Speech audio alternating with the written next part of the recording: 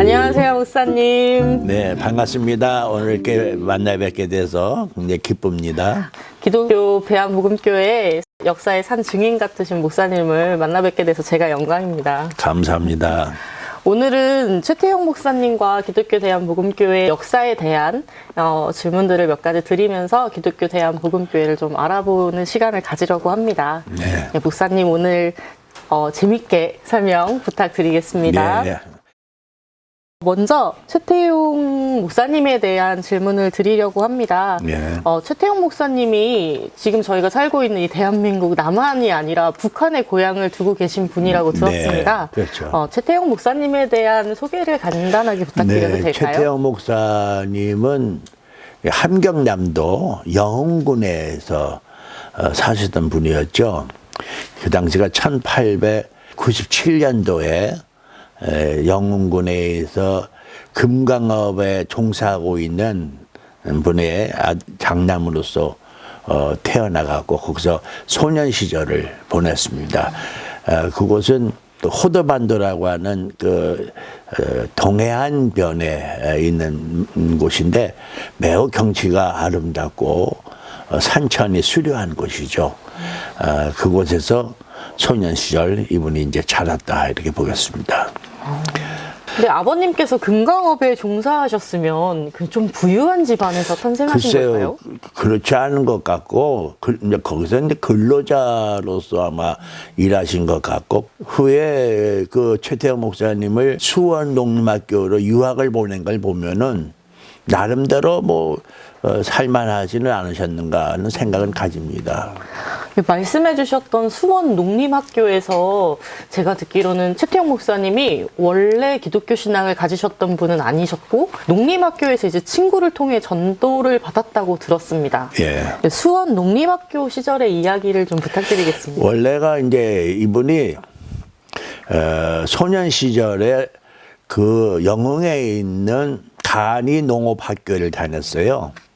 거기서 고등과까지 나오고 그리고 이제 수원 농림학교로 이렇게 입학을 한 것이죠. 그러니까 어렸을 때부터 농업에 굉장히 관심을 가지신 분이 있고 한국의 농업을 어떻게 하면은 더 잘 발전시킬 수 있겠는가를 늘 꿈꾸던 그런 소년 시절이 아니었는가 하는 생각을 가져봐요.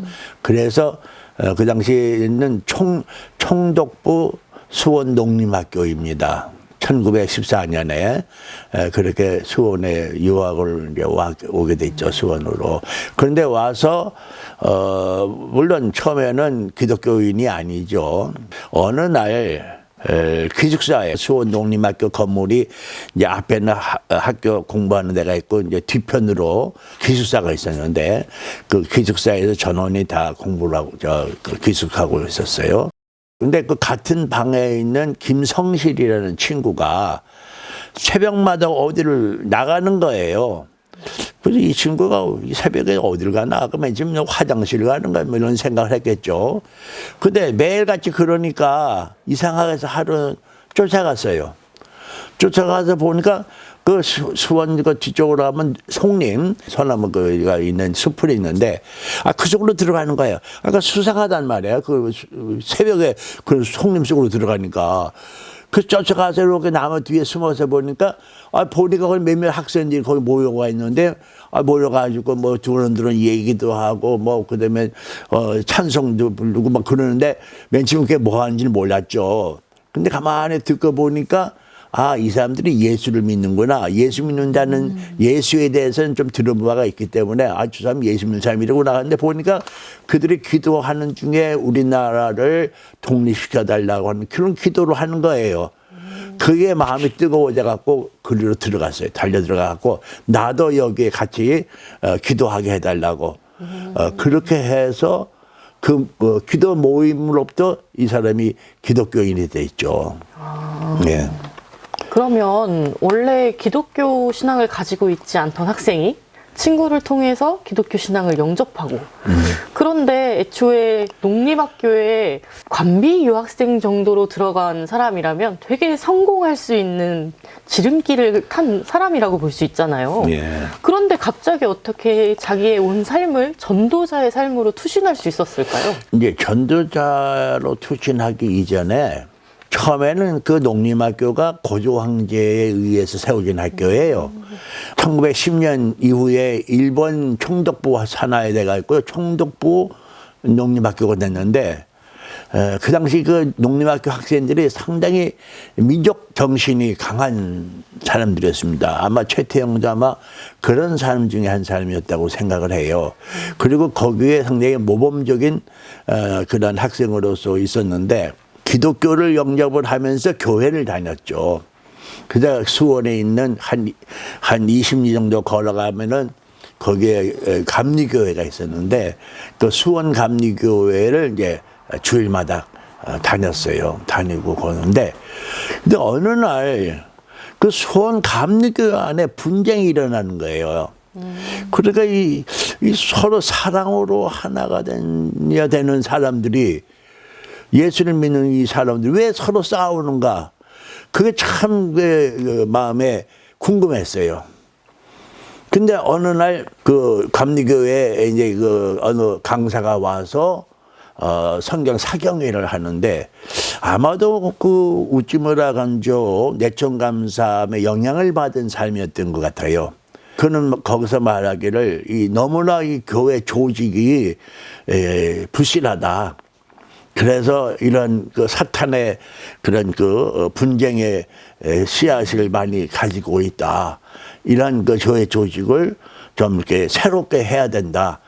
하는 그런 이야기를 이제 듣습니다. 그래서 굉장히 이제 회의를 갖게 됐죠.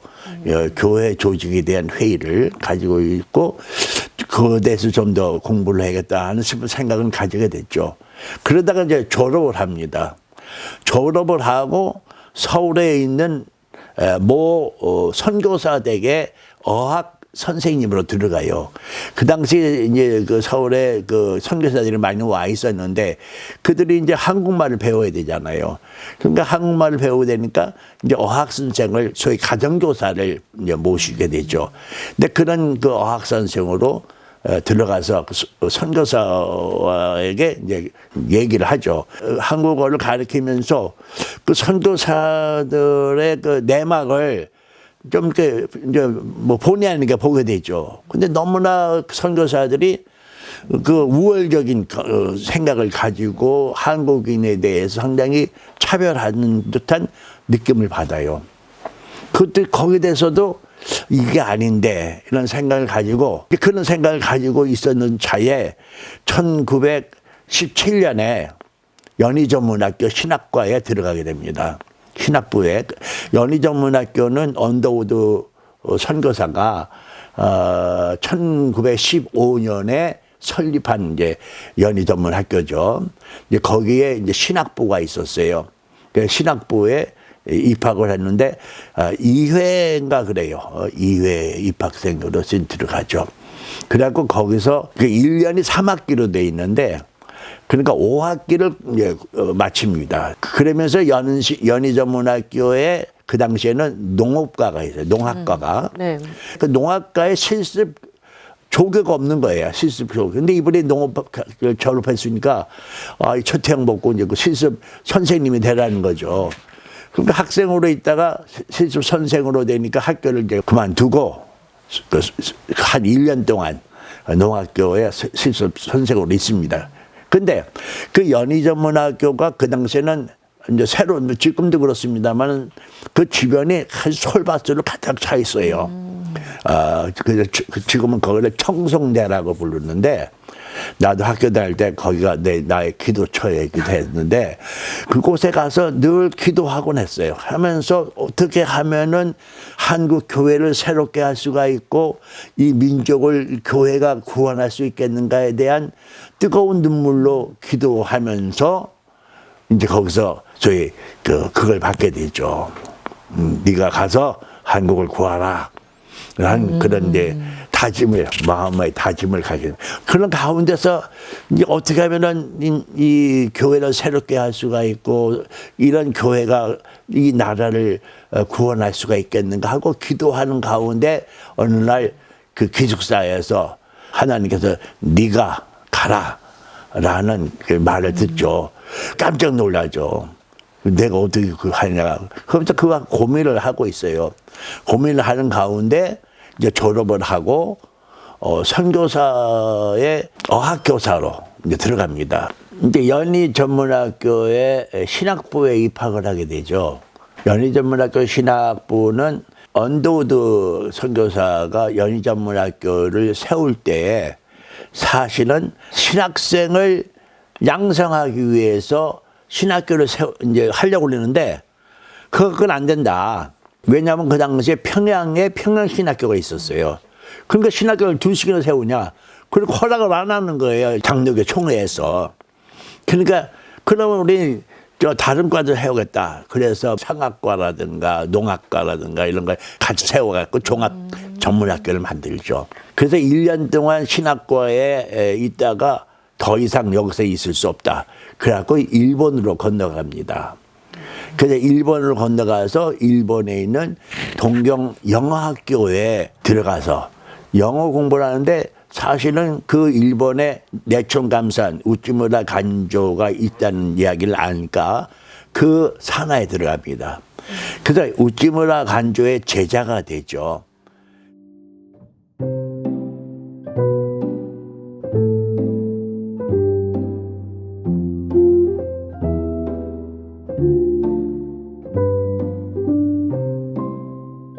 우찌무라 간조의 첫 번째 제자입니다. 한국인으로 제자로서 사실상은. 그래서 우찌무라 간조의 제자로 있으면서 작은 내천감삼이라는 말을 들어요. 왜냐하면은 이 우찌무라 간조의 말버릇, 행동거지, 걸음걸이 그걸 다 흉내를 내요. 그대로 그 흉내를 내는 거야. 그래서 작은 우찌무라 간조, 좋은 작은 조선의 내천감산 이런 말을 듣죠. 그 다음 해에 들어온 사람들이 이제 김교신, 함석헌, 유석동 이런 사람들이 그 다음에 계속 우찌무라 간조의 제자가 되죠. 이제 우찌무라 간조 밑에서 소위 말하는 무교회주의 사상을 이제 배우게 되고 그러면서 영학교를 이제 끝마치죠. 영학교를 끝마치면서 그때 1923년도에 일본에 큰 지진이 일어나게 됩니다. 관동 대지진이 관동 대지진이. 네, 그렇게 막 이제 핍박이 심하잖아요. 그러니까 그때에 이제 돌아오게 됩니다. 한국으로 돌아오게 되고 이제 서울에 귀국하게 되죠. 제가 듣기로는 우찌무라와 최태용의 만남의 횟수 자체는 그다지 많지 않았다고 공부했었는데, 근데 굉장히 깊은 교류를 또 나누셨던 것 같아요. 예. 그 당시에 우찌무라 간조의 책을 그를 번역을 했어요. 우리말로 한국말 번역을 했는데 그게 번역했다는 말만 있지 어떤 건지 지금 남은 건 없어요. 난 그러니까 번역을 했고 이 조선에 최태용이 있다는 것은 조선의 큰 행운이다. 그런 말까지 우찌무라 간조가 한 적이 있죠. 최태용 전집에 보면 일본에 보낸다라고 하는 그 편이 있잖아요. 거기에도 보면 우찌무라가 직접 그 축사 같은 것을 써줄 정도로 굉장히 네, 깊은 공감을 서로 긴밀한 교류를 했던 것 같아요. 예. 그러면 혹시 그 같은 우찌무라의 문화에서 만났던 그 최태용 목사님이 어떻게 보면 평생의 동반자라고 할 수 있는 백남영 목사님과의 만남 얘기를 잠깐 해주실 수 있을까요? 거기서도 백남영 목사를 우찌무라 밑에서 만났죠. 그러니까 백남영 목사님은 그 당시에 일본 내 그 대학의 그 사회학과에 다니던 학생이었는데 그때 이제 백남영하고 거기 내정산 밑에서 만나가지고 정말 평생의 동지로 그때부터 사귀게 됐죠. 아마 학교로서 한 1년 후배 정도 될 거예요. 저산교회. 조산교회, 지금 조산교회인데 거기에 백진사라고 정당한 그런 재산가예요. 흔히 말하기를 거기서부터 김재읍까지 땅이 전부 다 그 집 거라. 그 집 땅을 밟고 간다. 이럴 말 정도로 굉장히 그런 그 재산가였죠. 부잣집 부잣집 도련님이셨네요. 도령이었죠. 그런데 그러니까 그 부잣집 도령을 만나는 바람에 최태용이 일하는데 조금 편했죠. 근데 그 백남현 목사님이 이제 그 기독교를 접한 후부터 자기 재산을 다 이제 나눠주는 거예요. 거기 이제 백동희 목사님 아들인데 이분이 이제 한신대학을 나왔죠. 한신대학 나오고 복음교회 목사가 됐어요. 복음교회 목사로서 부산 복음교회 목사를 했어요. 부산. 그 부산 복음교회 목사 나가 가기 전에 목사야. 전임 목사님. 전임 목사님이에요. 그 백남영 목사님에 대한 것은 또 다음에 관동대 지진 이후에 이제 한국으로 돌아오게 되는데 이 돌아오면서부터는 이제 조선 교회에 대해서 굉장히 그 엄격한 비판을 가하시는 그런 모습들이 많이 보이더라고요. 예.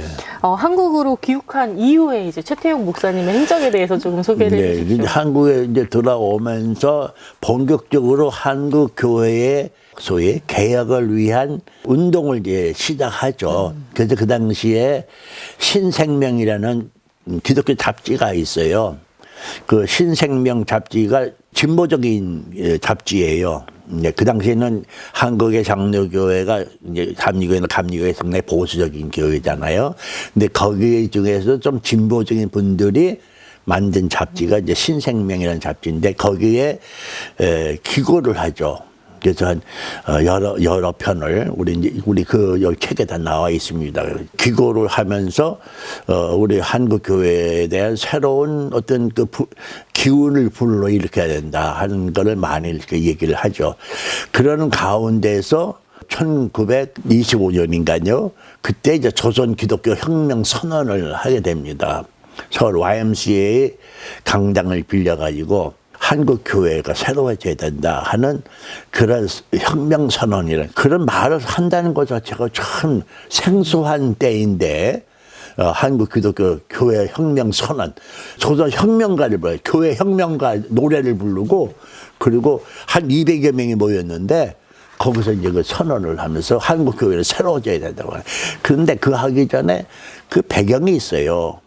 배경이 뭐냐면 3.1운동 이후에 당시 선교사들과 총독부와의 이런 유대로 인해서 한국 교회 안에 독립운동을 금지시키는 걸 했어요. 그래서 총독부에서는 만일 교회 안에 독립운동하는 일이 있으면은 교회를 문 닫고 선교사들을 출방시키겠다. 그래서 그걸 서로 이렇게 협약을 맺어요. 그래서 한국 교회에서 일체 이제는 소위 사회운동, 정치운동 이런 독립운동을 못하게 됐죠. 그 바람에 많은 한국 교회 내에 좀 이런 진보적이고 개혁적인 교인들이 전부 다 교회를 떠나요. 많은 그 교회를 떠나요. 그러니까 떠나게 되니까 한국 교회가 보수화되면서 한국에 소위 사회주의 물결이 들어와요. 그래갖고 사회주의 운동가들이 생겨나면서 기독교 반대 운동이 일어나요. 그래서 선교사들 나가라는 운동이 일어나고 교회가 저희 말은 없어져야 된다는 그 반교회 운동, 반기독교 운동이 그 당시 맹렬하게 이제 일어나게 됩니다. 반기독교 운동이 이제 일어나게 되면서 그러니까 점점 더 교회는 또 보수화가 더 굳어지는 거야. 이제 이렇게 되니까. 그때 이제 이 최태용이가 이제 거기에 대해서 기독교를 개혁해야 된다 하는 그런 그 교회개혁 운동을 이제 하게 되죠. 근데 1925년이면 최태용 목사님이 지금 나이가 채 30이 안 되는 나이인데 대단한 굉장히 혈기 넘치는 청년이셨던 그럼요. 것 같아요. 그렇지만은 이제 문제가 있어요. 우리 운동가들에게 하나의 취약점이 있어요. 그게 뭐냐면은 지식이 약해. 네. 이론이 약해. 주장을 하는데 그걸 뒷받침할 수 있는 밑바탕, 지식적 수준 그게 약하니까 자기 나름대로의 힘이 어려운 거예요. 그래서 이분이 이제 일본으로 다시 건너가서 그 당시 청산학원에 맨 처음에는 청강생으로 들어가요. 청강생으로 들어가서 공부를 하다가 1년 후에 본과생으로 정식으로 본과생이 되고 그 다음에 이제 그 청산학원이 일본 신학교라는 이름으로 바꿔져요. 네, 교명이 바뀌어져요.